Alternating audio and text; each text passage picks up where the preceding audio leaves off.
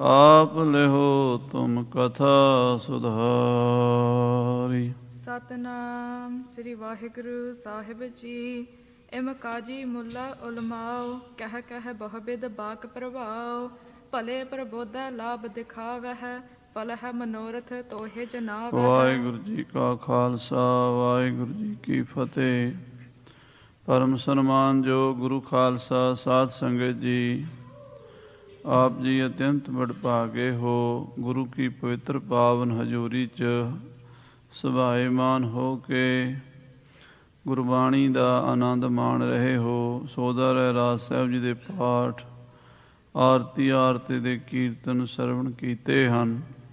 ਆਓ ਹੁਣ ਆਪਣੀਆਂ ਮਨ ਬਿਰਤੀਆਂ ਨੂੰ ਗੁਰੂ ਹਰਿਰਾਏ ਸਾਹਿਬ ਜੀ ਦੇ ਚਰਨਾਂ ਵਿੱਚ ਇਕਾਗਰ ਕਰੀਏ। ਸਤਿਗੁਰੂ ਜੀ ਨੂੰ ਬਾਦਸ਼ਾਹ ਔਰੰਗਜ਼ੇਬ ਨੇ ਆਪਣੇ ਦਰਬਾਰ ਵਿੱਚ ਹਾਜ਼ਰ ਹੋਣ ਵਾਸਤੇ ਜੋ ਸੱਦਾ ਭੇਜਿਆ ਸੀ, ਉਹਦਾ ਸਾਰਾ ਪਿਛੋਕੜ, ਔਰੰਗਜ਼ੇਬ ਦਾ ਸੁਭਾਅ, ਔਰੰਗਜ਼ੇਬ ਦਾ ਬਿਹੇਵੀਅਰ ਸਾਰਾ ਆਪਾਂ ਸੁਣ ਚੁੱਕੇ ਹਾਂ। ਜਦੋਂ ਸਾਰੇ ਹਿੰਦੁਸਤਾਨ ਵਿੱਚ ਇਸਲਾਮੀ ਝੰਡਾ ਬੁਲੰਦ ਕਰਨ ਲਈ ਕੇਵਲ ਅਤੇ ਕੇਵਲ ਮੁਸਲਮਾਨ ਹੀ ਹੋਣੇ ਚਾਹੀਦੇ ਨੇ, ਦੂਸਰਾ ਕੋਈ ਧਰਮ ਦਿਸਣਾ ਵੀ ਨਹੀਂ ਚਾਹੀਦਾ, ਇੱਦਾਂ ਦਾ ਇਰਾਦਾ ਔਰੰਗਜ਼ੇਬ ਨੇ ਕਰ ਲਿਆ। ਅਤੇ ਇਸ ਬਲਦੀ ਹੋਈ ਅੱਗ ਦੇ ਵਿੱਚ ਤੇਲ ਪਾਉਣ ਦਾ ਕੰਮ ਕਾਜੀ ਮੁੱਲਾਂ ਕਰਦੇ ਰਹੇ। ਕਾਜੀ ਮੁੱਲਾਂ ਬਾਦਸ਼ਾਹ ਨੂੰ ਭੜਕਾ ਕੇ ਕੱਟੜਤਾ ਦਾ ਸਬਕ ਸਿਖਾ ਕੇ ਪਰਮਾਰਥ ਦੇ ਰਸਤੇ ਤੋਂ ਉਲਝਾ ਰਹੇ ਸਨ, ਦੁਨੀਆ ਉੱਤੇ ਜ਼ੁਲਮ ਕਰਵਾ ਰਹੇ ਸਨ। ਇਹ ਕਥਾ ਆਪਾਂ ਕਈ ਦਿਨਾਂ ਤੋਂ ਪਿੱਛੇ ਸੁਣਦੇ ਆ ਰਹੇ ਹਾਂ। ਹੁਣ ਇਹ ਗੁਰੂ ਸਾਹਿਬ ਦੇ ਨੇੜੇ ਲੱਗੀ ਹੈ ਗੱਲ, ਕਿਸ ਤਰ੍ਹਾਂ ਬਾਦਸ਼ਾਹ ਨੇ ਕਾਜ਼ੀਆਂ ਮੁੱਲਾਂ ਦੇ ਆਖੇ ਲੱਗ ਕੇ ਗੁਰੂ ਘਰ ਦੇ ਖਿਲਾਫ ਪੀੜਾ ਚੁੱਕਿਆ ਸੀ। ਆਓ ਪ੍ਰੇਮ ਨਾਲ ਇਹ ਕਥਾ ਸੁਣੀਏ। ਸਾਰੀ ਸੰਗਤ ਆਖੀਏ ਸਤਨਾਮ ਸ੍ਰੀ ਵਾਹਿਗੁਰੂ ਸਾਹਿਬ ਜੀ। ਸਤਨਾਮ ਸ੍ਰੀ ਵਾਹਿਗੁਰੂ ਸਾਹਿਬ ਜੀ। ਇਮ ਕਾਜੀ ਮੁੱਲਾ ਉਲਮਾਓ, ਕਾਜ਼ੀਆਂ ਤੇ ਮੁੱਲਾਂ ਨੇ, ਉਲਮਾਵਾਂ ਨੇ ਕਹਿ ਕਹਿ ਬਹੁਬਿਦ ਬਾਕ ਪ੍ਰਭਾਵ, ਬਹੁਤ ਤਰ੍ਹਾਂ ਦਾ ਪ੍ਰਭਾਵਸ਼ਾਲੀ ਲੈਕਚਰ ਦੇ ਕੇ ਬਹੁਤ ਤਰੀਕੇ ਨਾਲ ਔਰੰਗਜ਼ੇਬ ਨੂੰ ਇਸ ਗੱਲ ਦੇ ਲਈ ਮਨਾ ਲਿਆ। ਭਲੇ ਪ੍ਰਬੋਧਾ ਲਾਭ ਦਿਖਾਵੈ, ਕਹਿੰਦੇ ਬੜੇ ਤਰੀਕੇ ਨਾਲ ਸਮਝਾਉਂਦੇ ਸੀ, ਇਸਲਾਮ ਦੀ ਵਿਆਖਿਆ ਕੱਟੜਤਾ ਵਿੱਚ ਕਰਦੇ ਸੀ ਅਤੇ ਉਸ ਕੱਟੜਤਾ ਦੇ ਬੜੇ ਲਾਭ ਦਿਖਾਉਂਦੇ ਸੀ। ਹੇ ਬਾਦਸ਼ਾਹ, ਜੇ ਤੁਸੀਂ ਦੀਨ ਇਸਲਾਮ ਦੀ ਸੇਵਾ ਕਰਨੀ ਚਾਹੁੰਦੇ ਹੋ ਤਾਂ ਇਹਨਾਂ ਹਿੰਦੂਆਂ ਨੂੰ, ਕਾਫਰਾਂ ਨੂੰ ਸਜ਼ਾ ਦਿਓ, ਇਹਨਾਂ ਨੂੰ ਮਾਰਨ ਦਾ ਬੜਾ ਪੁੰਨ ਲੱਗਦਾ ਹੈ। ਸਾਰੀ ਦੁਨੀਆ ਨੂੰ ਇਸਲਾਮ ਦੇ ਦਾਇਰੇ 'ਚ ਲਿਆ ਕੇ ਮੁਕਤ ਕਰਨਾ ਹੈ।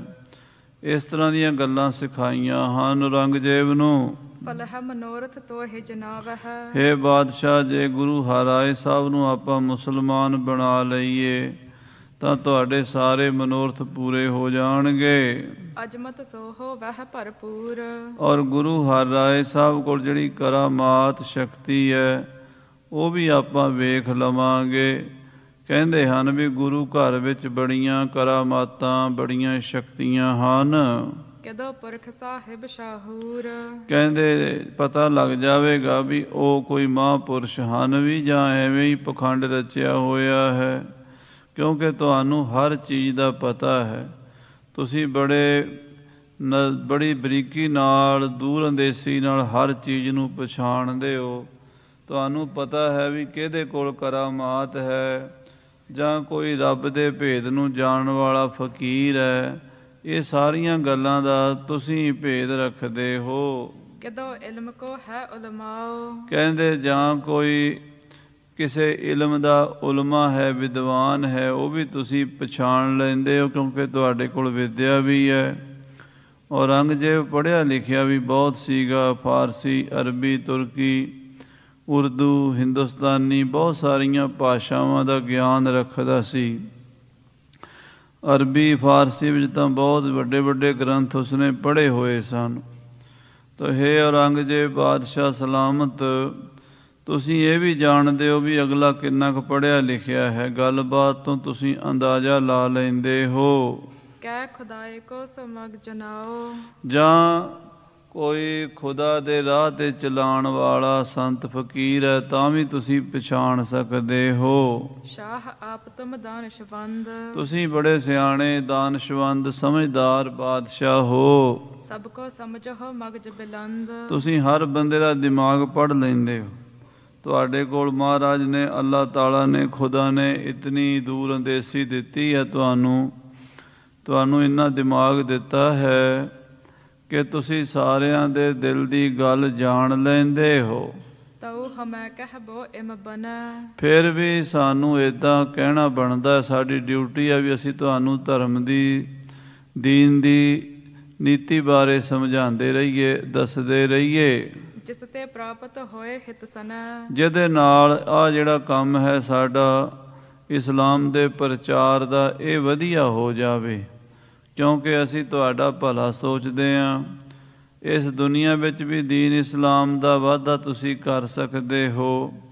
ਸਾਰੇ ਹਿੰਦੂਆਂ ਨੂੰ ਮੁਸਲਮਾਨ ਬਣਾ ਕੇ ਤੁਸੀਂ ਉਹਨਾਂ ਨੂੰ ਜੰਨਤੀ ਬਣਾ ਰਹੇ ਹੋ। ਉਹਨਾਂ ਦੋਜ਼ਕੀਆਂ ਨੂੰ ਜਿਹੜਿਆਂ ਨੇ ਨਰਕਾਂ 'ਚ ਜਾਣਾ ਸੀ, ਤੁਸੀਂ ਉਹਨਾਂ ਨੂੰ ਸਵਰਗਾਂ ਦੀਆਂ ਟਿਕਟਾਂ ਲੈ ਕੇ ਦੇ ਰਹੇ ਹੋ। ਬੜਾ ਪੁੰਨ ਦਾ ਕੰਮ ਹੈ। ਫਿਰ ਤੁਸੀਂ ਆਪ ਵੀ ਜੰਨਤ ਵਿੱਚ ਜਾਓਗੇ। ਅੱਲਾਹ ਤਾਲਾ ਤੁਹਾਡੇ 'ਤੇ ਬੜੀਆਂ ਰਹਿਮਤਾਂ ਬਖਸ਼ਿਸ਼ਾਂ ਕਰੇਗਾ। ਇੱਕ ਤਾਂ ਪਾਛਲ ਬੈਰ ਸੰਭਾਰੋ, ਹੁਣ ਗੁਰੂ ਹਰ ਰਾਏ ਸਾਹਿਬ ਨੂੰ ਗ੍ਰਿਫਤਾਰ ਕਰੀਏ ਜਾਂ ਉਹਨਾਂ ਨੂੰ ਆਪਣੇ ਕੋਲ ਬੁਲਾਈਏ, ਉਹਨਾਂ ਦੀਆਂ ਕਰਾਮਾਤਾਂ ਵੇਖੀਏ। ਜੇ ਉਹ ਕਰਾਮਾਤ ਨਹੀਂ ਵਿਖਾਉਂਦੇ, ਉਹਨਾਂ ਨੂੰ ਮੁਸਲਮਾਨ ਬਣਾਈਏ। ਇਹ ਕੰਮ ਕਰਨ ਦੇ ਵਿੱਚ ਬੜੇ ਹੀ ਫਾਇਦੇ ਹਨ। ਇੱਕ ਤਾਂ ਆਪਣਾ ਪਿਛਲਾ ਵੈਰ ਚੱਲਿਆ ਹੁੰਦਾ ਗੁਰੂ ਘਰ ਦੇ ਨਾਲ। ਤੁਹਾਡੇ ਪਿਤਾ ਜੀ ਨੇ ਗੁਰੂ ਹਰਗੋਬਿੰਦ ਸਾਹਿਬ ਨਾਲ ਵੱਡੀਆਂ ਵੱਡੀਆਂ ਜੰਗਾਂ ਲੜੀਆਂ ਹਨ। ਉਹਨਾਂ ਜੰਗਾਂ ਯੁੱਧਾਂ ਦੇ ਵਿੱਚ ਸਾਡਾ ਇਹਨਾਂ ਨੇ ਨੁਕਸਾਨ ਵੀ ਸਿੱਖਾਂ ਨੇ ਬੜਾ ਕੀਤਾ ਹੈ। ਗੁਰੂ ਨੇ ਬਹੁਤ ਸਾਡੇ ਬੰਦੇ ਮਾਰੇ ਹਨ। ਉਹ ਪਿਛਲੀ ਦੁਸ਼ਮਣੀ ਚੇਤੇ ਕਰੀਏ। ਅਜਮਤ ਬਹੁਤ ਪ੍ਰਕਾਰ ਨਿਹਾਰਹੁ, ਔਰ ਬਹੁਤ ਪ੍ਰਕਾਰ ਦੇ ਨਾਲ ਅਜਮਤ ਕਰਾਮਾਤ ਸ਼ਕਤੀ ਜਿਹੜੀ ਗੁਰੂ ਘਰ ਦੀ ਉਹ ਵੇਖੀਏ।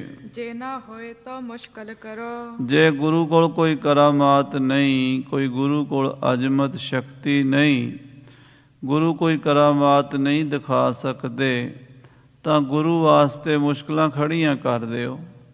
ਗੁਰੂ ਨੂੰ ਪਰੇਸ਼ਾਨੀ ਦਿਓ, ਜੇਲ੍ਹ ਵਿੱਚ ਸੁੱਟੋ, ਤਸੀਹੇ ਦਿਓ, ਜੁਰਮਾਨਾ ਲਾਓ, ਟੈਕਸ ਲਾਓ, ਕੁਛ ਵੀ ਕਰੋ।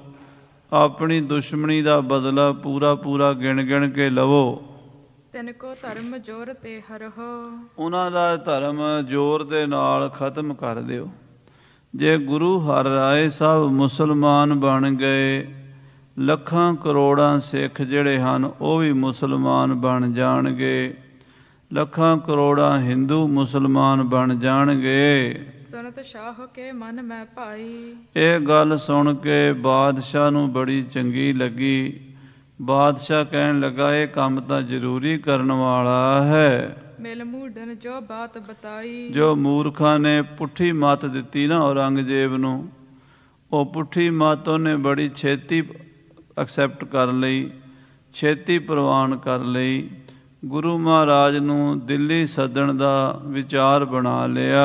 ਰਾਜ ਤੇਜ ਮੇ ਰੋਹਿ ਹਾਨੀ, ਮਨ ਵਿੱਚ ਸੋਚਦਾ ਹੈ, ਜੇ ਮੈਂ ਗੁਰੂ ਹਰ ਰਾਏ ਸਾਹਿਬ ਵਰਗੇ ਬਾਗੀਆਂ ਨੂੰ, ਦਾਰਾ ਸ਼ਿਕੋ ਦੇ ਪੱਖੀਆਂ ਨੂੰ ਸਜ਼ਾ ਨਾ ਦਿੱਤੀ, ਉਹਨਾਂ ਨੂੰ ਮੈਂ ਟੈਕਸ ਨਾ ਲਾਏ, ਜੁਰਮਾਨੇ ਨਾ ਕੀਤੇ, ਤਾਂ ਮੇਰਾ ਰਾਜ ਤੇਜ ਖਤਮ ਹੋ ਜਾਵੇਗਾ। ਮੂਰਖ ਨੇ ਇਹ ਬਾਤ ਨਾ ਜਾਣੀ, ਪਰ ਉਹਨੂੰ ਇਹ ਨਹੀਂ ਪਤਾ ਵੀ ਜਿਹੜਾ ਕੰਮ ਮੈਂ ਕਰ ਰਿਹਾ ਉਹਦੇ ਵਿੱਚ ਰਾਜ ਦਾ ਨਾਸ ਹੋਵੇਗਾ। ਸਮਝਦਾ ਤਾਂ ਇਹ ਸੀ ਵੀ ਗੁਰੂ ਘਰ ਦਾ ਨੁਕਸਾਨ ਕਰਕੇ ਮੇਰਾ ਰਾਜ ਪੱਕਾ ਹੋਵੇਗਾ। ਪਰ ਅਸਲ ਗੱਲ ਇਹ ਹੈ ਵੀ ਗੁਰੂ ਘਰ ਦੇ ਨਾਲ ਵੈਰ ਲਾ ਕੇ, ਮੱਥਾ ਲਾ ਕੇ, ਔਰੰਗਜ਼ੇਬ ਤੇਰਾ ਰਹਿਣਾ ਹੀ ਕੱਖ ਨਹੀਂ, ਤੇਰੀਆਂ ਜੜ੍ਹਾਂ ਪੁੱਟ ਦੇਣੀਆਂ ਨੇ ਗੁਰੂ ਖਾਲਸੇ ਨੇ।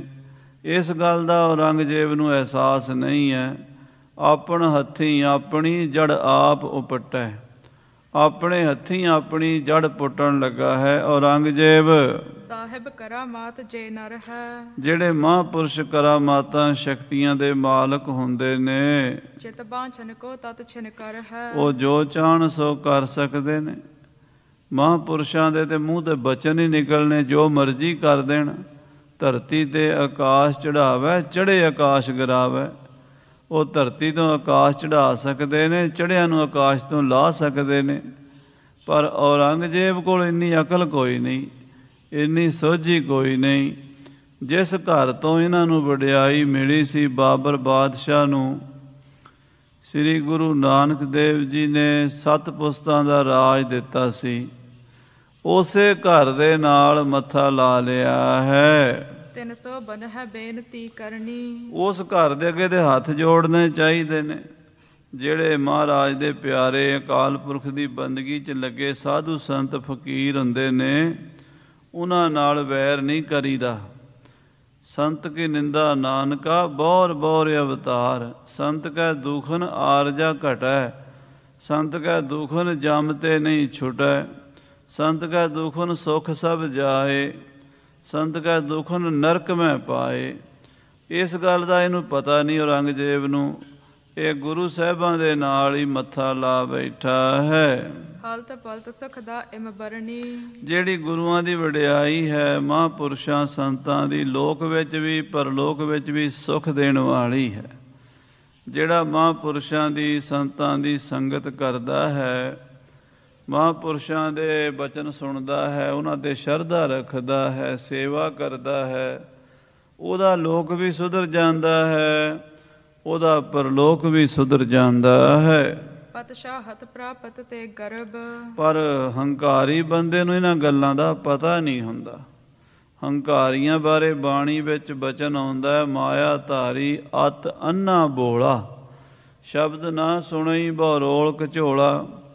ਆਪਣੀ ਬਾਦਸ਼ਾਹੀ ਕਰਕੇ ਹੰਕਾਰ ਵਿੱਚ ਆ ਗਿਆ ਔਰੰਗਾ। ਨਿਜ ਕੋ ਵੱਡੋ ਲਖ ਹੈ ਲਗ ਸਰਬ। ਆਪਣੇ ਆਪ ਨੂੰ ਬੜਾ ਵੱਡਾ ਬਾਦਸ਼ਾਹ ਸਮਝ ਕੇ ਵੀ ਮੈਂ ਹਿੰਦੁਸਤਾਨ ਦਾ ਮਾਲਕ ਹਾਂ, ਮੈਂ ਜੋ ਮਰਜ਼ੀ ਕਰਾਂ, ਮੈਂ ਜਿਹਨੂੰ ਮਰਜ਼ੀ ਬੁਲਾ ਲਵਾਂ ਆਪਣੇ ਦਰਬਾਰ ਵਿੱਚ। ਉਹਨੇ ਸੱਚੇ ਪਾਤਸ਼ਾਹ ਜੀ ਮਹਾਰਾਜ ਗੁਰੂ ਹਰਿਰਾਏ ਸਾਹਿਬ ਨੂੰ ਵੀ ਆਪਣੇ ਦਰਬਾਰ ਵਿੱਚ ਹਾਜ਼ਰ ਹੋਣ ਲਈ ਤਲਬ ਕਰਨ ਲਈ ਵਿਚਾਰ ਕੀਤੀ ਹੈ। ਮੋਹਿ ਸਮਾਨ ਨਾ ਜਗ ਮਹਿ ਆਨ। ਇੰਨਾ ਹੰਕਾਰੀ ਹੋ ਗਿਆ ਰੰਗਾ, ਇਹ ਸਮਝ ਬੈਠਾ ਵੀ ਮੇਰੇ ਵਰਗਾ ਦੁਨੀਆ 'ਤੇ ਕੋਈ ਬੰਦਾ ਹੀ ਨਹੀਂ ਹੈ। ਪਤਾ ਨਹੀਂ ਮੈਂ ਹੀ ਖੁਦਾ ਬਣ ਗਿਆ ਹਾਂ। ਆਪਣੇ ਆਪ ਨੂੰ ਬੜਾ ਵੱਡਾ ਸਮਝ ਬੈਠਾ। ਬਲ ਜਤ ਦਾਨਸ਼ ਬੰਦ ਮਹਾਨ। ਮੇਰੇ ਕੋਲ ਬਲ ਵੀ ਹੈ, ਮੇਰੇ ਕੋਲ ਸਿਆਣਪ ਵੀ ਹੈ, ਮੇਰੇ ਕੋਲ ਸ਼ਸਤਰ ਵੀ ਹਨ, ਫੌਜਾਂ ਵੀ ਹਨ, ਮਾਇਆ ਵੀ ਹੈ। ਇਹਨਾਂ ਚੀਜ਼ਾਂ ਨੂੰ ਵੇਖ ਕੇ ਅੱਖਾਂ ਫੁੱਲ ਗਈਆਂ ਔਰੰਗਜ਼ੇਬ ਦੀਆਂ, ਤੇ ਸਤਿਗੁਰੂ ਮਹਾਰਾਜ ਸਾਹਿਬ ਜੀ ਦੀ ਸ਼ਕਤੀ ਨੂੰ ਭੁੱਲ ਗਿਆ। ਪਿਦਰ ਚ ਦਾਦਾ ਤਿੰਨ ਲੱਗ ਜਾਣੇ। ਕਹਿੰਦੇ ਜਿਹੜੇ ਪਿਓ ਦਾਦੇ ਪੜਦਾਦੇ ਵੱਡੇ ਸਨ, ਉਹਨਾਂ ਨੂੰ ਤੇ ਮੂਰਖ ਸਮਝ ਬੈਠਾ ਤੇ ਆਪ ਸਿਆਣਾ ਬਣ ਬੈਠਾ। ਅਪਰਨ ਕੀ ਕਹਿ ਬਾਤ ਬਖਾਨੇ। ਔਰੰਗਜ਼ੇਬ ਆਪਣੇ ਪਿਓ ਨੂੰ ਵੀ ਕੈਦ ਕਰਕੇ ਇਹ ਸਮਝਦਾ ਸੀ ਵੀ ਇਹਨੂੰ ਕੋਈ ਪਤਾ ਨਹੀਂ ਰਾਜ ਕਰਨ ਦਾ, ਮੈਂ ਦੱਸਾਂਗਾ ਕਿਵੇਂ ਰਾਜ ਕਰੀਦਾ ਹੈ। ਆਪਣੇ ਦਾਦੇ ਪੜਦਾਦਿਆਂ ਨੂੰ ਵੀ, ਕਿਉਂਕਿ ਉਹਨਾਂ ਦੀ ਕੀਤੀ ਉੱਤੇ ਲੀਕ ਲਾਤੀ। ਇਹਦਾ ਦਾਦਾ ਜਹਾਂਗੀਰ, ਪੜਦਾਦਾ ਅਕਬਰ, ਲਗੜਦਾਦਾ ਹਮਾਯੂੰ, ਉਸ ਦਾ ਪਿਓ ਬਾਬਰ ਹੋਇਆ ਹੈ। ਇਹ ਸਾਰੇ ਬਾਦਸ਼ਾਹ ਗੁਰੂ ਘਰ ਦੇ ਅੱਗੇ ਝੁਕਦੇ ਰਹੇ ਹਨ। ਗੁਰੂ ਘਰ ਦੇ ਅੱਗੇ ਕਿਸੇ ਨੇ ਸਿਰ ਉੱਚਾ ਨਹੀਂ ਕੀਤਾ, ਮੱਥਾ ਹੀ ਟੇਕਿਆ, ਸਿਰ ਹੀ ਝੁਕਾਇਆ ਹੈ। ਪਰ ਔਰੰਗਜ਼ੇਬ ਨੇ ਆਪਣੇ ਬਜ਼ੁਰਗਾਂ ਦੀ ਕੀਤੀ 'ਤੇ ਪਾਣੀ ਫੇਰ ਦਿੱਤਾ, ਉਸੇ ਗੁਰੂ ਘਰ ਨਾਲ ਮੱਥਾ ਲਾ ਲਿਆ। ਮੁਝ ਸਮ ਅਕਲ ਨ ਤਿਨ ਮੈਂ ਹੋਈ। ਕਹਿੰਦਾ ਜਿੰਨੀ ਅਕਲ ਮੈਨੂੰ ਹੈ ਨਾ, ਮੇਰੇ ਪਿਓ ਦਾਦੇ ਨੂੰ ਵੀ ਕੋਈ ਨਹੀਂ ਸੀ। ਮੇਰੇ ਪੜਦਾਦੇ ਨੂੰ ਇੰਨੀ ਅਕਲ ਨਹੀਂ ਸੀ, ਉਹ ਗੁਰੂਆਂ ਨੂੰ ਮੱਥਾ ਟੇਕਦਾ ਰਿਹਾ ਹੈ। ਅਕਬਰ ਨੰਗੇ ਪੈਰੀਂ ਆਇਆ ਸੀ ਗੋਇੰਦਵਾਲ ਸਾਹਿਬ। ਅਕਬਰ ਜਿਹੜਾ ਸੀ ਔਰੰਗਜ਼ੇਬ ਦਾ ਪੜਦਾਦਾ ਸੀ। ਪੜਦਾਦਾ ਤੇ ਨੰਗੇ ਪੈਰੀਂ ਚੱਲ ਕੇ ਆਵੇ ਤੇ ਪੜਪੋਤਰਾ ਦੁਸ਼ਮਣ ਬਣ ਜੇ ਗੁਰੂ ਘਰ ਦਾ। ਉਹ ਪੜਪੋਤਰਾ ਆਪਣੇ ਆਪ ਨੂੰ ਸਿਆਣਾ ਸਮਝ ਬੈਠਾ ਹੈ। ਹਾਂਜੀ। ਕਰ ਨਾ ਸਕਹਿ ਮੈਂ ਕਰ ਹੋ ਜੋਈ। ਕਹਿੰਦਾ ਮੇਰੇ ਪਿਓ ਦਾਦੇ ਪੜਦਾਦੇ ਵੀ ਉਹ ਕੰਮ ਨਹੀਂ ਕਰ ਸਕੇ ਜਿਹੜਾ ਕੰਮ ਮੈਂ ਕਰਾਂਗਾ। ਇਮਲਖ ਕਰਿਓ ਅਫਰਿਓ ਹੰਕਾਰੀ। ਇਦਾਂ ਕਹਿ ਕੇ ਔਰੰਗਜ਼ੇਬ ਆਫਰ ਗਿਆ, ਹੰਕਾਰ ਵਿੱਚ ਆ ਗਿਆ। ਕਹਿੰਦਾ ਮੈਂ ਗੁਰੂਆਂ ਨੂੰ ਬੁਲਾਵਾਂਗਾ ਆਪਣੇ ਦਰਬਾਰ ਵਿੱਚ ਅਤੇ ਮੈਂ ਗੁਰੂ ਤੋਂ ਪੁੱਛਾਂਗਾ ਵੀ ਤੁਸੀਂ ਦਾਰਾ ਸ਼ਿਕੋਹ ਦੀ ਮਦਦ ਕਿਵੇਂ ਕੀਤੀ ਸੀ, ਤੁਹਾਡੇ ਕੋਲ ਕੋਈ ਕਰਾਮਾਤ ਕੋਈ ਸ਼ਕਤੀ ਹੈ ਤਾਂ ਦਿਖਾਓ, ਜਾਂ ਤੁਸੀਂ ਮੁਸਲਮਾਨ ਬਣੋ। ਇੱਦਾਂ ਦਾ ਇਰਾਦਾ ਗੁਰੂ ਹਰਿਰਾਏ ਸਾਹਿਬ ਜੀ ਦੇ ਪ੍ਰਤੀ ਬਾਦਸ਼ਾਹ ਔਰੰਗੇ ਨੇ ਧਾਰਨ ਕੀਤਾ ਹੈ। ਸਭੇ ਸੰਗ ਬਿਗੜਿਓ ਬੁਧਹਾਰੀ। ਇਹਦੀ ਬੁੱਧੀ ਤੇ ਪੜਦਾ ਪੈ ਗਿਆ। ਇਹ ਸਾਰੇ ਹੀ ਮਹਾਂਪੁਰਸ਼ਾਂ ਨਾਲ ਵਿਗੜ ਗਿਆ। ਸੰਤਾਂ ਨਾਲ ਵੈਰ ਕਮਾਉਂਦੇ, ਦੁਸ਼ਟਾਂ ਨਾਲ ਮੋਹ ਪਿਆਰ, ਆਗੇ ਪਾਛੈ ਸੁੱਖ ਨਹੀਂ ਮਰ ਜੰਮੇ ਵਾਰੋ ਵਾਰ। ਸੰਤਾਂ ਮਹਾਂਪੁਰਸ਼ਾਂ ਨਾਲ ਵੈਰ ਕਰਦੇ ਨੇ, ਦੁਸ਼ਟਾਂ ਨਾਲ ਪ੍ਰੇਮ ਰੱਖਦੇ ਨੇ ਜਿਹੜੇ ਬੰਦੇ, ਉਹ ਇੱਥੇ ਵੀ ਦੁਖੀ ਅੱਗੇ ਵੀ ਦੁਖੀ ਹੁੰਦੇ ਨੇ। ਔਰੰਗਜ਼ੇਬ ਨੇ ਗੁਰੂ ਘਰ ਨਾਲ ਮੱਥਾ ਲਾ ਲਿਆ। ਜਿਨਕੇ ਇੱਕ ਬਾਤ ਤੇ ਹੋਵੇ, ਜਿਨ੍ਹਾਂ ਦੇ ਇੱਕ ਬਚਨ ਦੇ ਨਾਲ ਧਰਤੀ ਪੁੱਠੀ ਹੋ ਸਕਦੀ ਹੈ। ਜਿਸ ਗੁਰੂ ਹਰਿਰਾਏ ਸਾਹਿਬ ਜੀ ਦੀ ਰਸਨਾ ਦੇ ਨਿਕਲੇ ਬੋਲਾਂ ਨੂੰ ਚੰਦ ਸੂਰਜ ਵੀ ਨਹੀਂ ਮੋੜ ਸਕਦੇ। ਭੈ ਵਿੱਚ ਸੂਰਜ ਭੈ ਵਿੱਚ ਚੰਦ ਕੋ ਕਰੋੜੀ ਚਲਤਨਾਂਤ। ਉਹਨਾਂ ਸਤਿਗੁਰਾਂ ਦੇ ਨਾਲ ਇਸ ਪਾਪੀ ਨੇ ਮੱਥਾ ਲਾਇਆ ਹੈ। ਇਤੋਂ ਬਣਿਓ ਕਹਿਤ ਹੀ ਖੋਵੇ। ਕਹਿੰਦੇ ਆਪਣੀ ਬਣੀ ਬਣਾਈ ਗੱਲ ਗਵਾ ਰਿਹਾ ਹੈ। ਰਾਜ ਭਾਗ ਜਿੱਥੋਂ ਮਿਲਿਆ ਸੀ, ਗੁਰੂ ਨਾਨਕ ਦੇਵ ਜੀ ਮਹਾਰਾਜ ਨੂੰ ਬਾਬਰ ਬਾਦਸ਼ਾਹ ਨੇ ਬੇਨਤੀ ਕੀਤੀ ਸੀ, ਮਹਾਰਾਜ ਮੇਰੇ 'ਤੇ ਕਿਰਪਾ ਕਰੋ, ਮੈਨੂੰ ਹਿੰਦੁਸਤਾਨ ਦਾ ਰਾਜ ਦਿਓ। ਅਤੇ ਗੁਰੂ ਨਾਨਕ ਸਾਹਿਬ ਨੇ ਇਹਨੂੰ 7 ਪੁਸਤਾਂ ਦਾ ਰਾਜ ਦਿੱਤਾ ਸੀ ਬਾਬਰ ਨੂੰ। ਔਰੰਗਜ਼ੇਬ 6ਵੀਂ ਪੁਸਤ ਹੈ ਅਤੇ ਆਪਣੇ ਬਜ਼ੁਰਗਾਂ ਦੀ ਕਮਾਈ ਆਪ ਹੀ ਉਜਾੜਨ ਲੱਗਾ ਹੈ। ਤੁਛ ਪਦਾਰਥ ਜਗ ਕੇ ਪਾਏ। ਜਿਹੜੀਆਂ ਗੁਰੂ ਘਰ ਦੀਆਂ ਬਖਸ਼ਿਸ਼ਾਂ ਸੀ, ਰਹਿਮਤਾਂ ਸੀ, ਭੁੱਲ ਗਿਆ। ਦੁਨੀਆ ਦਾ ਥੋੜ੍ਹੇ ਦਿਨਾਂ ਦਾ ਰਾਜ ਭਾਗ ਪਾ ਕੇ, ਥੋੜ੍ਹੇ ਜਿਹੇ ਪਦਾਰਥਾਂ ਦਾ ਮਾਲਕ ਬਣ ਕੇ 300 ਅਰਣ ਚਾਹਿਓ ਚਿਤ ਚਾਏ। ਉਹ ਪਰਮੇਸ਼ਰ ਸਰੂਪ ਸਤਿਗੁਰੂ ਨਾਨਕ ਦੇਵ ਜੀ ਦੇ ਘਰ ਨਾਲ ਅੜਨਾ ਚਾਹੁੰਦਾ ਹੈ। ਕਿਆ ਪ੍ਰਾਪਤ ਫਲ ਹੋਇਆ ਨਹ ਜਾਣਿਓ। ਇਹਨੂੰ ਇਹ ਪਤਾ ਨਹੀਂ ਵੀ ਇਹਦਾ ਫਲ ਕੀ ਮਿਲੇਗਾ, ਨਤੀਜਾ ਕੀ ਮਿਲੇਗਾ। ਐਡਾ ਵੱਡਾ ਰਾਜ ਭਾਗ ਸਭ ਨਸ਼ਟ ਹੋ ਜਾਏਗਾ। ਜਦੋਂ ਮਹਾਰਾਜ 10ਵੇਂ ਪਾਤਸ਼ਾਹ ਜੀ ਨੇ ਕਾਹੀ ਦਾ ਬੂਟਾ ਪੱਟ ਕੇ ਬਚਨ ਕੀਤੇ ਸੀ ਨਾ ਵੀ ਮੁਗਲਾਂ ਦੀ ਜੜ ਪੁੱਟ ਦਿੱਤੀ, ਅਤੇ ਸਾਧ ਸੰਗਤ ਜੀ ਉਦੋਂ ਫਿਰ ਸਾਰਾ ਰਾਜ ਭਾਗ ਇਹਨਾਂ ਦਾ ਤਹਿਸ਼ ਨਹਿਸ਼ ਹੋ ਗਿਆ ਥੋੜ੍ਹੇ ਸਮੇਂ ਵਿੱਚ। ਤਦ ਕੁੱਦੇ ਸਿੰਘ ਭੁਝੰਗੀਏ ਨੀਲੰਬਰ ਧਾਰਾ। ਨੀਲੇ ਬਾਣੇ ਵਾਲੇ ਭੁਝੰਗੀ ਖਾਲਸਾ ਫੌਜ ਪੈਦਾ ਹੋਈ। ਤਦ ਕੁੱਦੇ ਸਿੰਘ ਭੁਝੰਗੀਏ ਨੀਲੰਬਰ ਧਾਰਾ। ਤਿਨ ਆਗੇ ਕੋਇ ਨਾ ਠਹਿਰਿਓ ਭਾਗੇ ਸਰਦਾਰਾ। ਕੋਈ ਉਹਨਾਂ ਮਹਾਂਪੁਰਸ਼ਾਂ ਦੇ ਸੂਰਮਿਆਂ ਦੇ ਸਾਹਮਣੇ, ਖਾਲਸੇ ਦੇ ਸਾਹਮਣੇ ਠਹਿਰ ਨਹੀਂ ਸਕਿਆ। ਮੁਗਲਾਂ ਦੀਆਂ ਜੜ੍ਹਾਂ ਪੁੱਟ ਕੇ ਖਾਰੇ ਸਮੁੰਦਰ ਸੁੱਟਤੀਆਂ ਖਾਲਸੇ ਨੇ। ਆਪਣੀਆਂ ਜੜ੍ਹਾਂ ਪੁੱਟਣ ਦੀ ਔਰੰਗਜ਼ੇਬ ਆਪ ਹੀ ਤਿਆਰੀ ਕਰ ਬੈਠਾ ਹੈ। ਸਕਲ ਹਾਨ ਲਹਿ ਇਮ ਨ ਪਛਾਨਿਓ। ਕਹਿੰਦੇ ਇਹ ਨਹੀਂ ਪਛਾਣਿਆ ਵੀ ਮੇਰਾ ਤੇ ਸਾਰਾ ਕੁਝ ਨਾਸ ਹੋ ਜਾਣਾ।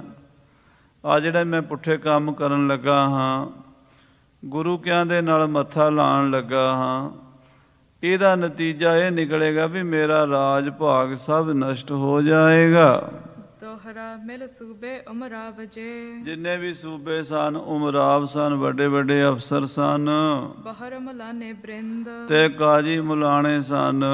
ਨੌਰੰਗ ਕੋ ਸਮਝਾਵਹੀ। ਔਰੰਗਜ਼ੇਬ ਨੂੰ ਸਮਝਾਉਂਦੇ ਪੁੱਠੀਆਂ ਗੱਲਾਂ।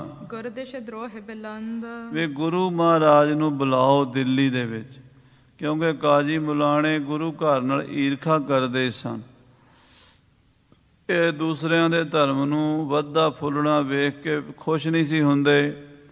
ਗੁਰੂ ਘਰ ਦੇ ਨਾਲ ਈਰਖਾ ਕਰਕੇ ਸਤਿਗੁਰੂ ਜੀ ਨੂੰ ਦਿੱਲੀ ਸੱਦਿਆ ਹੈ। ਚੌਪਈ ਦਾਰਾ ਸ਼ਿਕੋਹ ਸਹਾਇਕ ਭਏ। ਸਾਧ ਸੰਗਤ ਜੀ, ਇਹ ਦਾਰਾ ਸ਼ਿਕੋਹ ਦੀ ਮਦਦ ਕਰਨ ਕਰਕੇ ਗੁਰੂ ਸਾਹਿਬ ਜੀ ਨੂੰ ਦਿੱਲੀ ਸੱਦਿਆ ਹੈ ਕਿ ਤੁਸੀਂ ਦਾਰਾ ਸ਼ਿਕੋਹ ਦੀ ਮਦਦ ਕੀਤੀ ਸੀ। ਕਾਜੀ ਮੁੱਲਾ ਕਹਿੰਦੇ, ਬਾਦਸ਼ਾਹ ਤੁਹਾਡਾ ਦੁਸ਼ਮਣ ਸੀ ਦਾਰਾ ਸ਼ਿਕੋਹ। ਗੁਰੂ ਹਰਿਰਾਏ ਸਾਹਿਬ ਨੇ ਦਾਰਾ ਸ਼ਿਕੋ ਦਾ ਪੱਖ ਪੂਰਿਆ ਹੈ। ਮਿਲੇ ਪਰਸਪਰ ਪ੍ਰੀਤੀ ਕੇ, ਉਹਨੂੰ ਬੜੇ ਪ੍ਰੇਮ ਨਾਲ ਗੁਰੂ ਮਿਲੇ ਨੇ ਤੇ ਗੁਰੂ ਹਰਿਰਾਏ ਸਾਹਿਬ ਨੇ ਤੇਰੇ ਭਰਾ ਨੂੰ ਹਿੰਦੁਸਤਾਨ ਦੀ ਬਾਦਸ਼ਾਹੀ ਦਾ ਵਰਦਾਨ ਦਿੱਤਾ ਹੈ।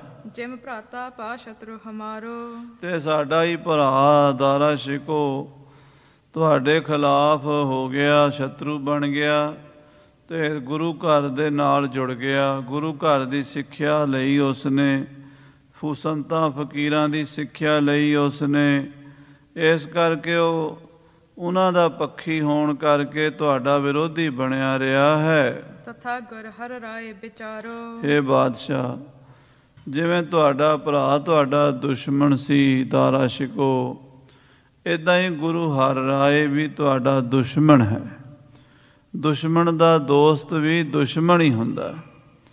ਦਾਰਾ ਸ਼ਿਕੋ ਤੁਹਾਡਾ ਦੁਸ਼ਮਣ ਸੀ ਤੇ ਗੁਰੂ ਹਰਿਰਾਏ ਸਾਹਿਬ ਉਹਦੇ ਦੋਸਤ ਸਨ। ਇਸ ਕਰਕੇ ਸਾਡੇ ਤਾਂ ਦੁਸ਼ਮਣ ਹੀ ਹਨ। ਹਾਂਜੀ। ਸੁਨ ਔਰੰਗ ਔਰ ਬਿਖੈ ਰਸਾਇਓ, ਕਾਜ਼ੀਆਂ ਮੁਲਾਣਿਆਂ ਦੀ ਚੁੱਕ ਵਿੱਚ ਆ ਗਿਆ ਔਰੰਗਜ਼ੇਬ। ਚੁੱਕ ਬੜੀ ਮਾੜੀ ਹੁੰਦੀ ਹੈ।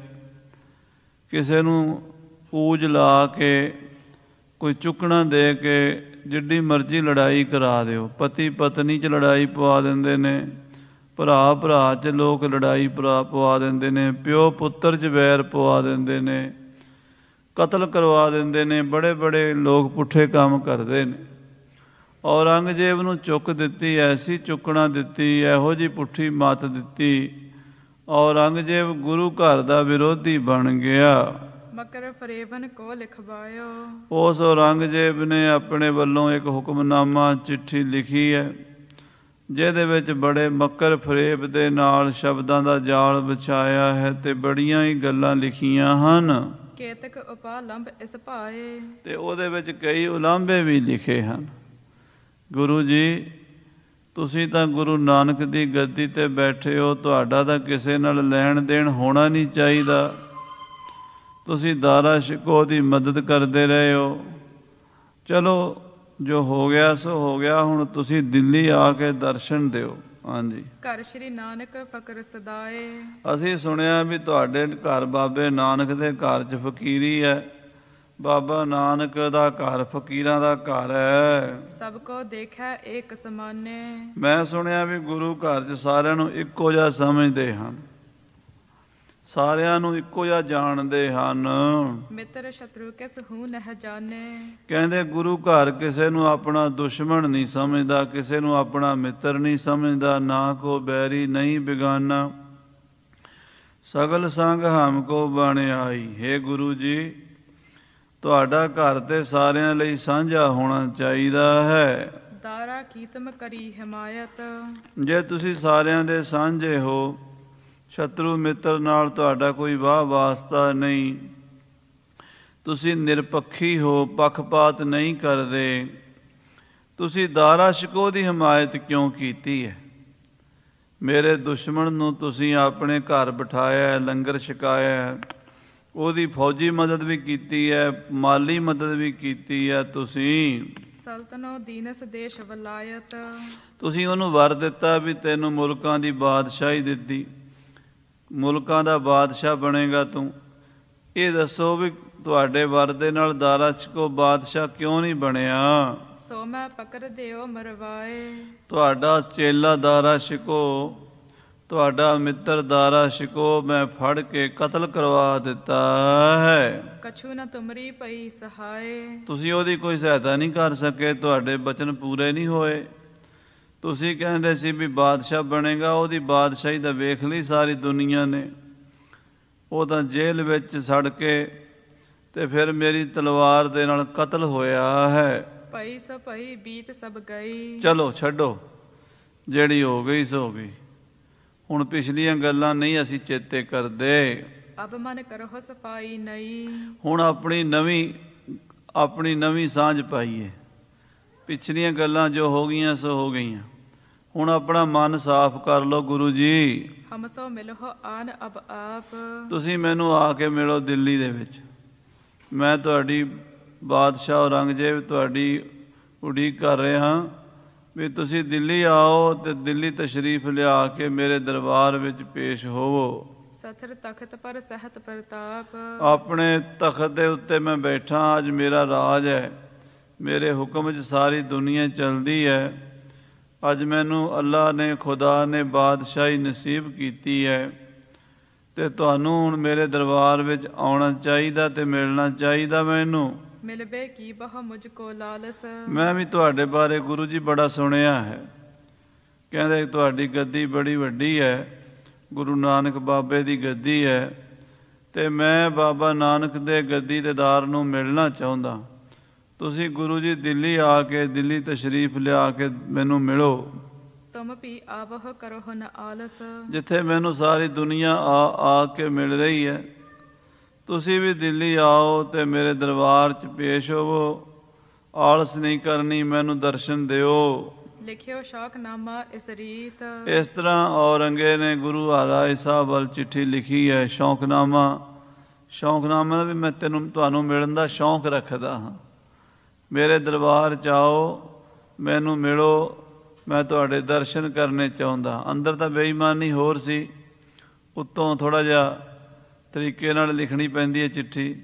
ਗੁਰੂ ਜੀ ਆਓ, ਤੁਹਾਡੇ ਦਰਸ਼ਨ ਕਰਨੇ ਹਨ। ਹਾਂਜੀ। ਅਤਮਤ ਮੰਦ ਕਪਟ ਧਰ ਚੀਤ। ਮਨ ਵਿੱਚ ਕਪਟ ਰੱਖਿਆ ਔਰੰਗਜ਼ੇਬ ਨੇ ਵੀ ਗੁਰੂ ਸਾਹਿਬ ਦਿੱਲੀ ਆਉਣਗੇ, ਦਿੱਲੀ ਆ ਕੇ ਉਹਨਾਂ ਨੂੰ ਕਹਾਂਗਾ ਵੀ ਆਪਣੀ ਕਰਾਮਾਤ ਦਿਖਾਓ, ਕੋਈ ਸ਼ਕਤੀ ਹੈ ਤੁਹਾਡੇ ਕੋਲ ਅਤੇ ਦਿਖਾਓ। ਜੇ ਕੋਈ ਕਰਾਮਾਤ ਦਿਖਾ ਦਿੱਤੀ ਠੀਕ ਹੈ, ਜੇ ਨਹੀਂ ਦਿਖਾਣਗੇ ਤਾਂ ਫਿਰ ਕਹਾਂਗਾ ਮੁਸਲਮਾਨ ਬਣੋ। ਜੇ ਮੁਸਲਮਾਨ ਨਹੀਂ ਬਣਨਗੇ ਫਿਰ ਕਤਲ ਕਰਵਾ ਦਿਆਂਗਾ। ਇਹ ਮਨ ਵਿੱਚ ਇਰਾਦਾ ਰੱਖ ਕੇ ਗੁਰੂ ਸਾਹਿਬ ਨੂੰ ਕੀਰਤਪੁਰ ਸਾਹਿਬ ਵੱਲ ਬੰਦੇ ਭੇਜੇ ਹਨ, ਸੱਦਾ ਭੇਜਿਆ ਹੈ। ਸਨੇ ਸਨੇ ਸਤਿਗੁਰ ਟਿਗ ਆਇਓ। ਇਹ ਸੱਦਾ ਦਿੱਲੀ ਤੋਂ ਚੱਲ ਕੇ ਗੁਰੂ ਸਾਹਿਬ ਕੋਲ ਕੀਰਤਪੁਰ ਸਾਹਿਬ ਪਹੁੰਚਿਆ। ਪਠ ਕਰ ਸਗਲ ਪ੍ਰਸੰਗ ਸੁਨਾਇਓ। ਗੁਰੂ ਹਰਿਰਾਏ ਸਾਹਿਬ ਦੇ ਦਰਬਾਰ ਵਿੱਚ ਉਹ ਚਿੱਠੀ ਪੜ੍ਹੀ ਗਈ। ਸਾਰੀ ਗੱਲ ਮਹਾਰਾਜ ਨੇ ਸੁਣੀ, ਔਰੰਗਜ਼ੇਬ ਦੀ ਲਿਖੀ ਹੋਈ। ਸ਼੍ਰੀ ਅੰਤਰਜਾਮੀ ਸਭ ਜਾਨੀ। ਅੰਤਰਜਾਮੀ ਘਟ ਘਟ ਦੀ ਜਾਣਨ ਵਾਲੇ ਸਤਿਗੁਰੂ ਹਰਿਰਾਏ ਸਾਹਿਬ ਸਭ ਜਾਣ ਗਏ। ਕਪਟ ਮਤੀ ਤੁਰ ਕੇ ਸ਼ੁਰ ਠਾਨੀ। ਕਿ ਔਰੰਗਜ਼ੇਬ ਦੇ ਮਨ ਵਿੱਚ ਕਪਟ ਹੈ, ਬੇਈਮਾਨੀ ਹੈ। ਤੁਰਕ ਜਿਹੜਾ ਔਰੰਗਜ਼ੇਬ ਜ਼ਾਲਮ, ਇਹ ਗੁਰੂ ਘਰ ਨਾਲ ਧੋਖਾ ਕਰਨਾ ਚਾਹੁੰਦਾ ਹੈ। ਤਿਸ ਮੂਰਖਤਾ ਲੱਖ ਬਿਗਸਾਏ। ਮਹਾਰਾਜ ਉਹਦੀ ਮੂਰਖਤਾ ਵੇਖ ਕੇ ਹੱਸ ਪਏ।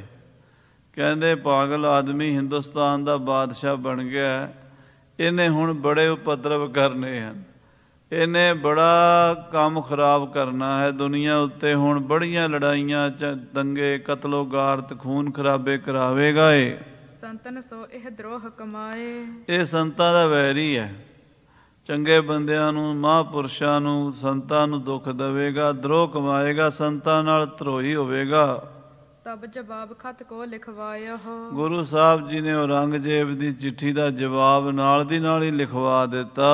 ਹਮੇ ਜੋ ਮਿਲਨੇ ਹੇਤ ਬੁਲਾਇਆ ਹੋ। ਮਹਾਰਾਜ ਨੇ ਚਿੱਠੀ ਦਾ ਜਵਾਬ ਲਿਖਿਆ, ਔਰੰਗਜ਼ੇਬ ਜੋ ਤੂੰ ਸਾਨੂੰ ਮਿਲਣ ਵਾਸਤੇ ਦਿੱਲੀ ਸੱਦਿਆ ਹੈ, ਤੋ ਸੰਗ ਨਹਿ ਕੁਛ ਕੰਮ ਹਮਾਰਾ। ਤੇਰੇ ਨਾਲ ਸਾਡਾ ਕੋਈ ਕੰਮ ਹੀ ਨਹੀਂ। ਸਾਡਾ ਕੀ ਕੰਮ ਹੈ ਤੇਰੇ ਵਰਗੇ ਬਾਦਸ਼ਾਹ ਨੂੰ ਮਿਲੀਏ ਜਾ ਕੇ? ਸਾਡਾ ਕੋਈ ਕੰਮ ਹੋਵੇ ਤਾਂ ਜਾਈਏ, ਜੇ ਸਾਨੂੰ ਲੋੜ ਹੀ ਨਹੀਂ, ਸਾਨੂੰ ਗਰਜ ਹੀ ਨਹੀਂ, ਅਸੀਂ ਰਾਜਿਆਂ ਮਹਾਰਾਜਿਆਂ ਬਾਦਸ਼ਾਹਾਂ ਕੋਲੋਂ ਲੈਣਾ ਕੀ ਹੈ? ਸਾਡਾ ਤਾਂ ਸੱਚਾ ਪਾਤਸ਼ਾਹ ਅਕਾਲ ਪੁਰਖ ਪਰਮੇਸ਼ਰ ਗੁਰੂ ਨਾਨਕ ਬੈਠਾ ਹੈ, ਉਹਦੇ ਹੁੰਦਿਆਂ ਅਸੀਂ ਕਿਸੇ ਬਾਦਸ਼ਾਹ ਕੋਲ ਕਿਉਂ ਜਾਈਏ? ਨਹੀਂ ਦੇਸ਼ ਕੋ ਰਾਜ ਉਦਾਰਾ। ਅਸੀਂ ਕਿਸੇ ਦੇਸ਼ ਦੇ ਰਾਜੇ ਨਹੀਂ ਹਾਂ, ਕਿਸੇ ਰਿਆਸਤ ਦੇ ਰਾਜੇ ਨਹੀਂ ਹਾਂ, ਅਸੀਂ ਕਿਸੇ ਰਿਆਸਤ ਦੇ ਨਵਾਬ ਨਹੀਂ ਹਾਂ ਜਿਹੜੇ ਅਸੀਂ ਤੇਰੇ ਅਧੀਨ ਰਹੀਏ, ਤੇਰਾ ਹੁਕਮ ਮੰਨੀਏ। ਤੇਰੇ ਦਾਮ ਨਹੀਂ ਹਮ ਦੇਣੇ। ਅਸੀਂ ਤੇਰੇ ਪੈਸੇ ਵੀ ਨਹੀਂ ਦੇਣੇ ਵੀ ਤੇਰਾ ਕਰਜ਼ਾ ਦੇਣਾ ਕੋਈ। ਅਰਨਹ ਖਾਹਿਸ਼ ਤੁਮ ਤੇ ਲੈਨੇ। ਤੇ ਨਾ ਤੇਰੇ ਤੋਂ ਲੈਣਾ ਹੀ ਹੈ ਕੁਛ, ਨਾ ਲੈਣਾ ਨਾ ਦੇਣਾ, ਫਿਰ ਅਸੀਂ ਤੇਰੇ ਦਰਬਾਰ 'ਚ ਕਿਉਂ ਆਈਏ? ਪੀਰ ਮੁਰੀਦੀ ਨਾ ਹਨ ਕੋਈ। ਤੇਰੀ ਸਾਡੀ ਪੀਰ ਮੁਰੀਦੀ ਵੀ ਕੋਈ ਨਹੀਂ, ਤੂੰ ਸਾਡਾ ਮੁਰੀਦ ਨਹੀਂ, ਅਸੀਂ ਤੇਰੇ ਪੀਰ ਨਹੀਂ।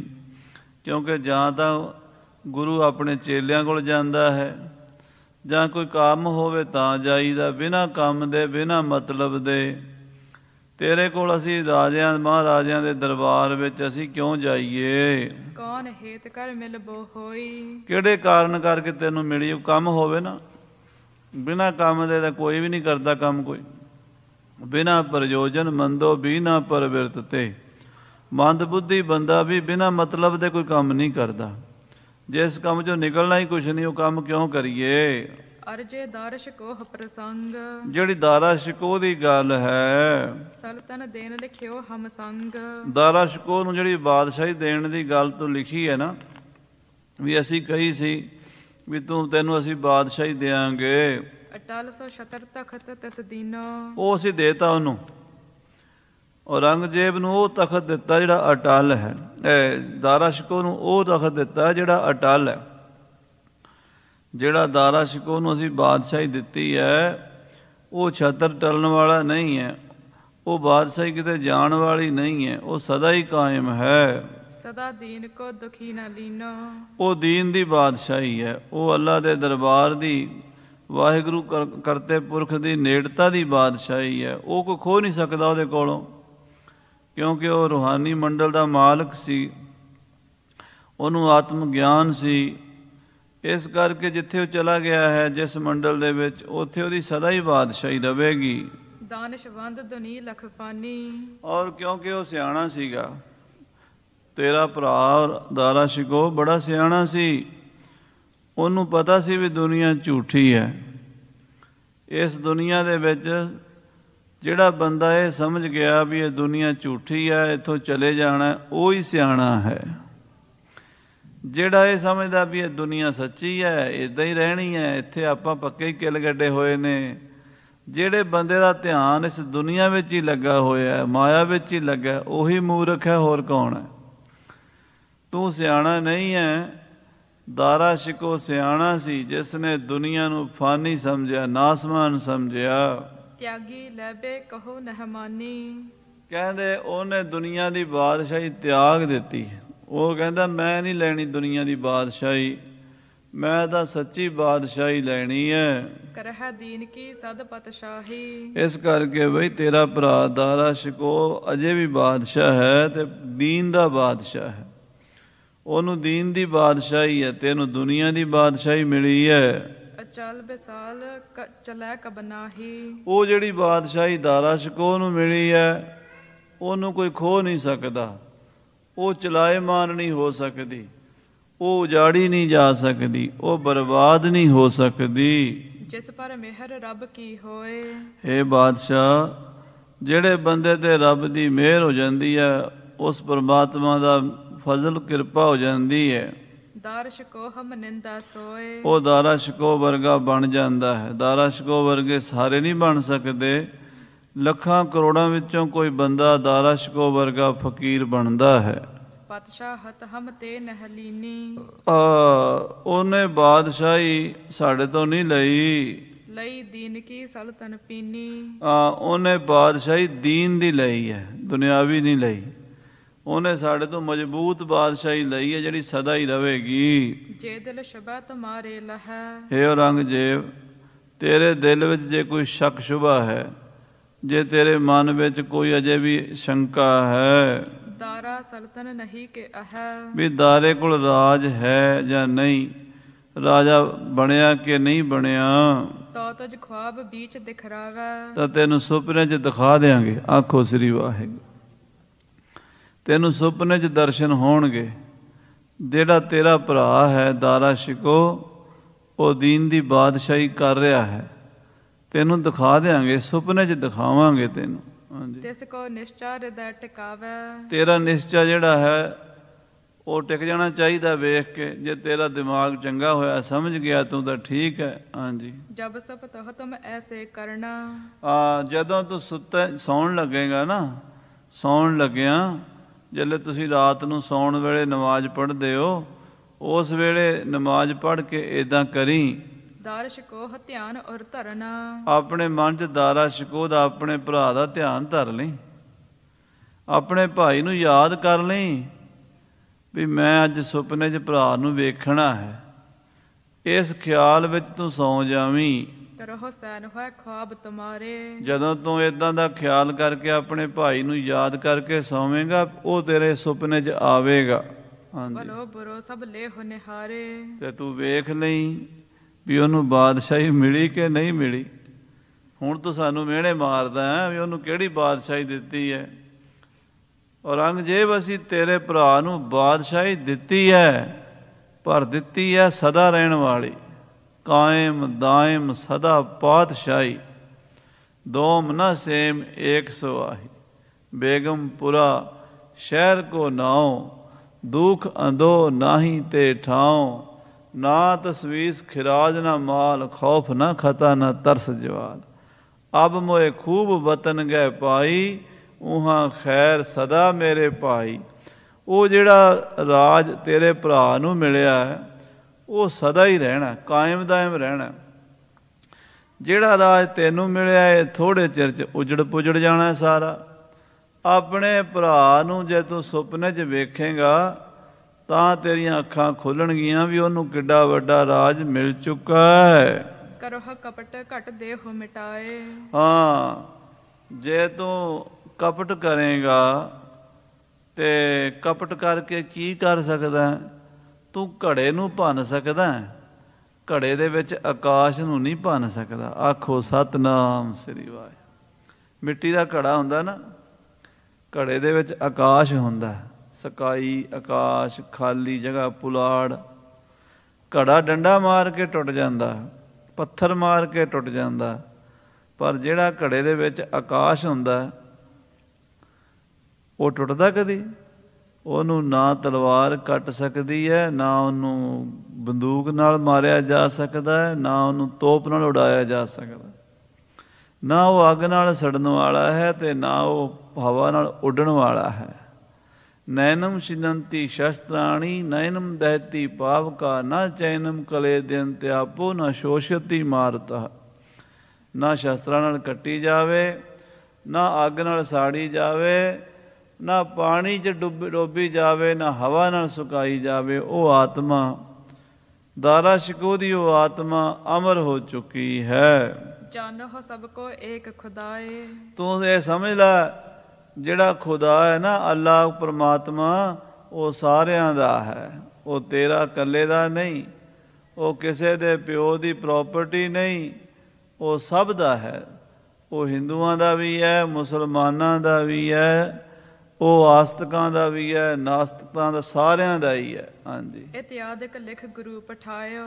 ਇਸ ਤਰ੍ਹਾਂ ਗੁਰੂ ਸਾਹਿਬ ਜੀ ਮਹਾਰਾਜ ਸੱਚੇ ਪਾਤਸ਼ਾਹ ਨੇ ਲਿਖ ਕੇ ਜਵਾਬ ਔਰੰਗਜ਼ੇਬ ਦੀ ਚਿੱਠੀ ਦਾ ਭੇਜ ਦਿੱਤਾ।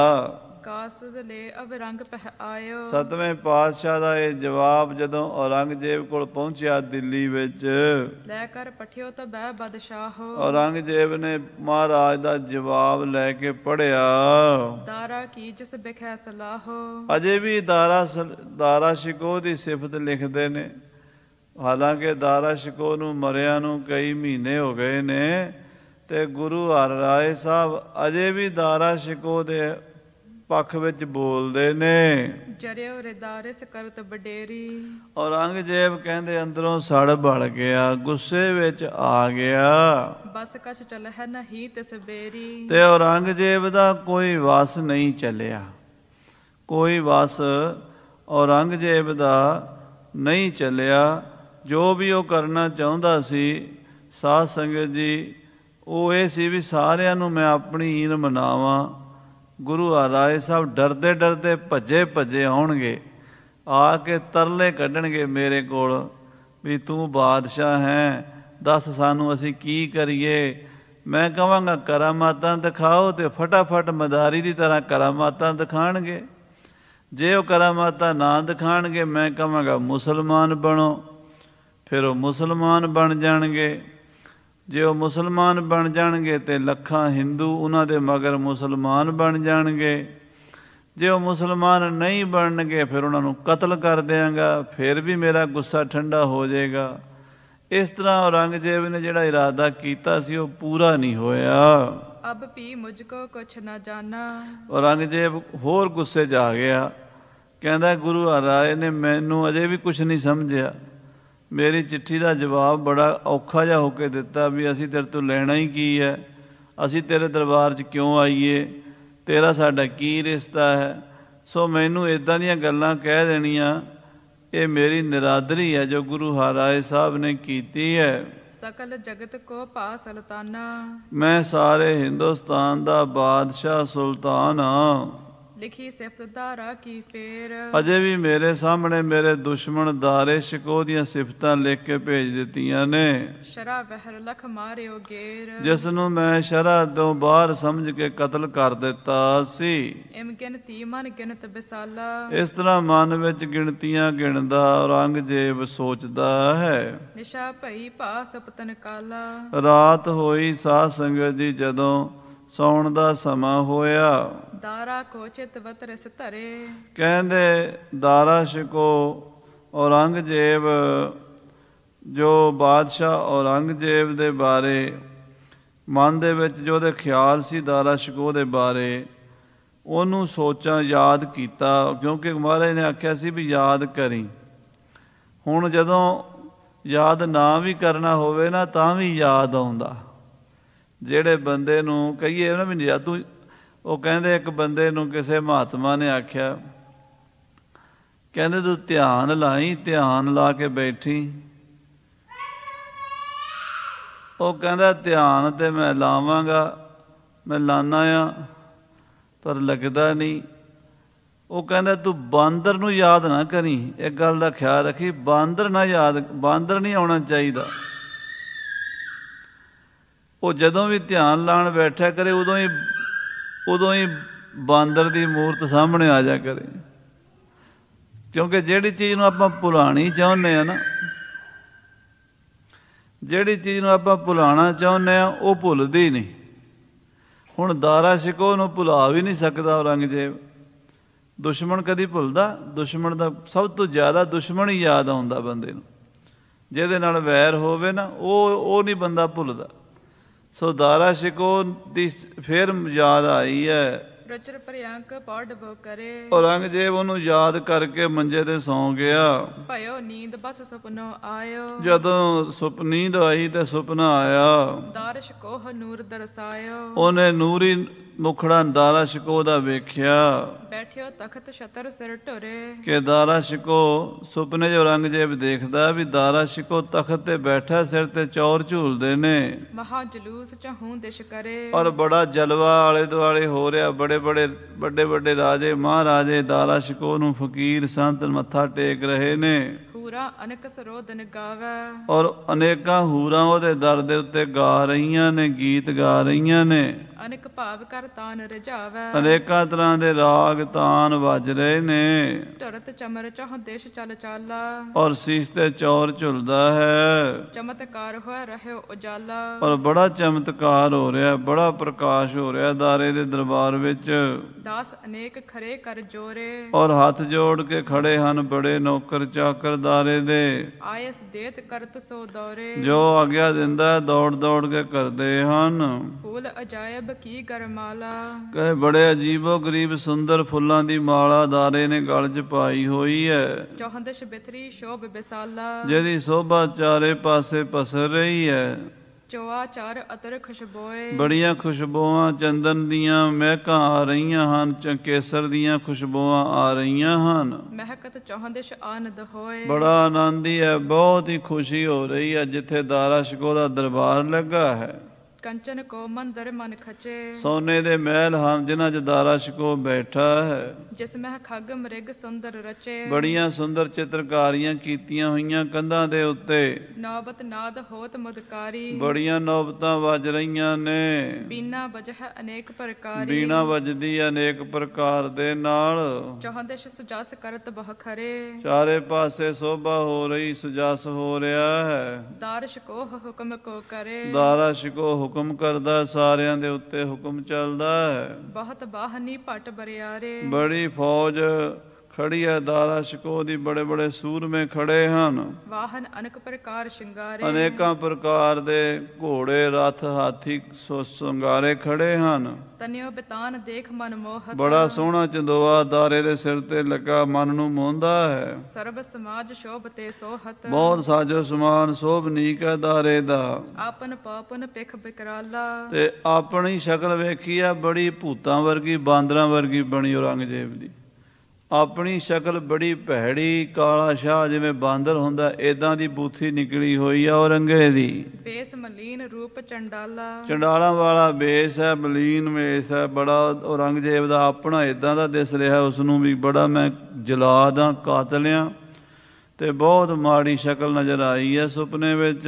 ਭਰਿਆ ਟੋਕਰਾ ਬਿਸ਼ਟਾ ਸਾਥ, ਤੇ ਬਿਸ਼ਟਾ ਦਾ ਗੰਦਗੀ ਦਾ ਟੋਕਰਾ ਭਰ ਕੇ ਰਹੇ ਉਠਾਏ ਆਪਣੇ ਮਾਥ। ਸਿਰ ਤੇ ਚੁੱਕੀ ਜਾਂਦਾ ਔਰੰਗਜ਼ੇਬ। ਉਪਰ ਸੋ ਬਰਖਾ ਜਲ ਪਰੈ, ਉੱਤੇ ਮੀਂਹ ਦਾ ਪਾਣੀ ਪੈ ਰਿਹਾ। ਗੰਦਗੀ ਜਿਹੜੀ ਹੈ ਟੋਕਰੀ ਦੇ ਵਿੱਚੋਂ ਬਿਸ਼ਟਾ ਜਿਹੜੀ ਹੈ ਉਹਦੇ ਦਾੜੇ ਤੇ, ਸਿਰ ਤੇ, ਮੂੰਹ ਤੇ ਪੈ ਰਹੀ ਔਰੰਗਜ਼ੇਬ ਦੇ। ਚਖ ਮੁਖ ਪਰਸੋ ਬਿਸ਼ਟਾ ਢਰੈ, ਤੇ ਮੂੰਹ ਦੇ ਉੱਤੇ ਬਿਸ਼ਟਾ ਗੰਦਗੀ ਡਿੱਗਦੀ ਹੈ। ਸਾਧ ਸੰਗਤ ਜੀ, ਸੁਪਨੇ 'ਚ ਬੰਦਾ ਕਾਬੂ ਆਇਆ ਨਿਕਲ ਨਹੀਂ ਸਕਦਾ ਜਿੰਨਾ ਚਿਰ ਵਾਹਿਗੁਰੂ ਦਾ ਹੁਕਮ ਸੁਪਨਾ ਚੱਲਦਾ, ਉਹ ਦੇਖਣਾ ਪੈਂਦਾ। ਔਰੰਗਜ਼ੇਬ ਆਪਣਾ ਆਪ ਵੀ ਦੇਖ ਰਿਹਾ ਤੇ ਆਪਣੇ ਭਰਾ ਦੇ ਦਰਬਾਰ ਦੀ ਸ਼ੋਭਾ ਵੀ ਦੇਖ ਰਿਹਾ ਸੁਪਨੇ ਦੇ ਵਿੱਚ। ਦੁਆ ਇਸ ਕੀ ਦਿਸ਼ ਦੌੜਤ ਆਏ, ਦੋ ਬੰਦੇ ਦੌੜ ਕੇ ਔਰੰਗਜ਼ੇਬ ਵੱਲ ਆਏ ਨੇ ਸੁਪਨੇ ਵਿੱਚ। ਮਾਰ ਲਸ਼ਟਕਾ ਦਇਓ ਹਟਾਏ, ਉਹਨਾਂ ਨੇ ਡੰਡਾ ਮਾਰਿਆ, ਓਏ ਇੱਥੋਂ ਪਰੇ ਹੋ, ਕਿੱਥੇ ਗੰਦਗੀ ਫੈਲਾ ਰਿਹਾ ਹੈ। ਇਹ ਭੰਗੀਆਂ ਦੀ ਤਰ੍ਹਾਂ ਟੋਕਰਾ ਚੁੱਕ ਕੇ ਸਿਰ ਦੇ ਉੱਤੇ, ਤੇ ਸਾਧ ਸੰਗਤ ਜੀ ਦਰਬਾਰ ਦੇ ਵਿੱਚ ਆਇਆ। ਉੱਥੇ ਡੰਡੇ ਮਾਰ ਕੇ ਉਹਨਾਂ ਨੇ ਭਜਾਤਾ। ਉਹ ਇਹਨੇ ਸੀਨ ਵੇਖਿਆ ਹੈ। ਸੋ ਅੱਗੇ ਆਪਾਂ ਕਥਾ ਸਰਵਣ ਕਰਾਂਗੇ। ਸਮੇਂ ਦੇ ਲਿਹਾਜ਼ ਨਾਲ ਸਮਾਪਤੀ ਹੈ। ਹੇ ਗੋਬਿੰਦ, ਹੇ ਗੋਪਾਲ।